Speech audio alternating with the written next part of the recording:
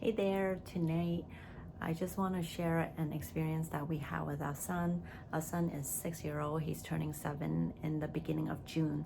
So what happened was he really wanted um, the macaroni and cheese from Popeyes.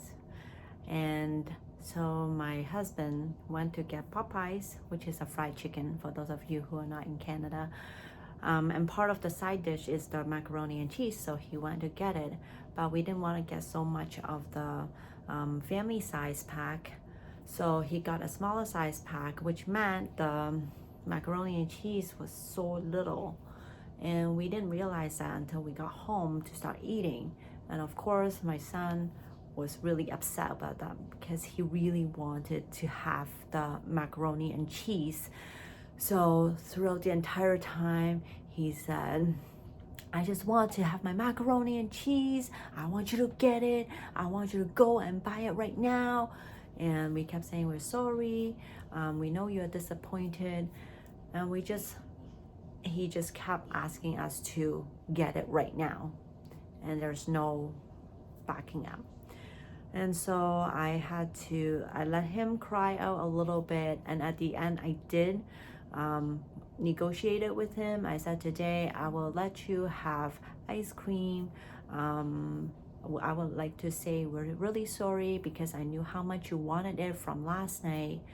And so at the end, he was okay with the negotiation. He actually wanted ice cream and apple juice, and we actually let him just because of all of that. And I have to say that it was really a tough decision because we felt really bad, first of all, because he did ask for it last night, and he really wanted it today. And it was just hard for all of us because we were strapped on time. He has abacus class tonight, and at some point I just was ready to say, look, we are not going to be having it. I was about to scream but I didn't.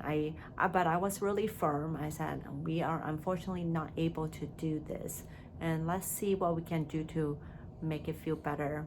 And he did come around with that, and at the end we talked about it, because we want to teach him the fact that we all make mistakes and we have to be flexible in figuring out what we can do to fix the problem.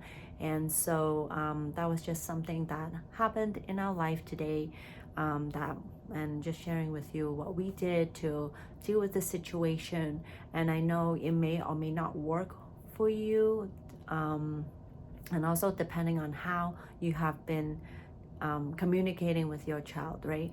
Because with us, we always explain things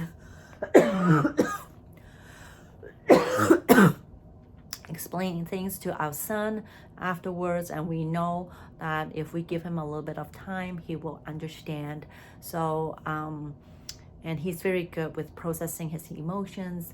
We know that he needs to get it out before we can change the emotion. We have to understand that he's going through the disappointment with the pain before we can actually go through that. And afterwards, we also shared with him the things that happened when we were young that disappointed us in our lives, and we shared that with him.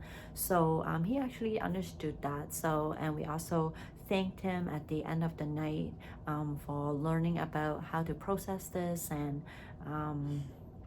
how to be flexible along the way. So it's just something that I wanted to share with you because I know that having kids and dealing with kids is very difficult. So if there's anything that you would like to share, you can drop in a message, and then we can talk about it. And if you want to have someone else to work through things with you, I'm also right here. You can book a time with me to have a chat with me to see if we're a good match.